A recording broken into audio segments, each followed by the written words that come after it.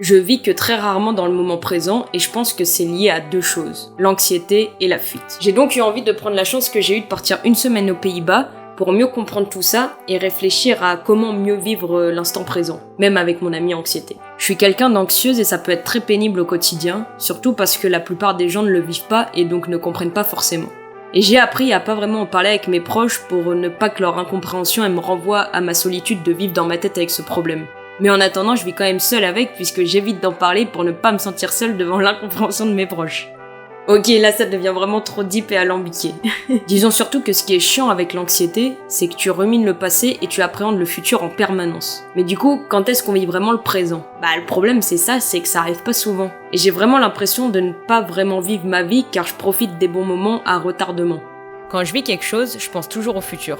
Genre quand on ira dans tel endroit, est-ce qu'il faut que je pousse ou que je tire à la porte ? Ou merde, j'ai pas assez souri en disant au revoir à la dame, est-ce qu'elle a cru que j'étais mal poli ?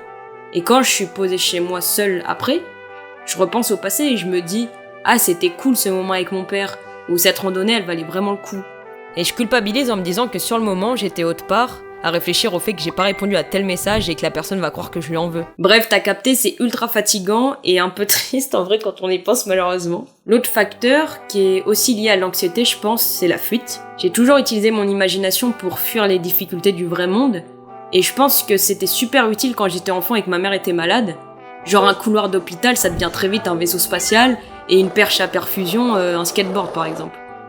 Le problème c'est que j'ai continué à faire ça par la suite, fuir le moment présent car il est trop dur à vivre. Mais à force de fuir les moments désagréables, tristes et parfois insoutenables, j'ai l'impression que j'ai aussi commencé à fuir les moments agréables par habitude. Et encore une fois, c'est pas du tout ce qu'on veut. J'ai toujours envie d'être dans ma tête et avec mes histoires imaginatives, mais je pense qu'il faut rendre tout ça plus sain, utiliser ça à bon escient pour créer des choses, mais rester les pieds sur terre et vivre les émotions qui se présentent à moi pour mieux les appréhender et mieux me comprendre au final. Bref, j'ai pas vraiment de solution instantanée et je pense qu'il y en a pas, mais vivre le moment présent nous fait vivre une vie plus significative et je pense que c'est vraiment en contrôlant nos comportements et en mettant du sens dans chacune de nos actions qu'on y arrive. Alors je suis pas du tout psychologue, médecin ni rien, mais voilà ce que j'ai mis en place pour calmer mon anxiété à moi, en tout cas c'est très personnel je pense, et essayer de vivre en étant plus présente. Méditer le matin avant de commencer ma journée, faire des exercices respiratoires quand je me sens anxieuse, voir une psychologue, arrêter la clope et réduire l'alcool, me forcer à vivre mes émotions quand elles viennent, parce que je pense que ça c'est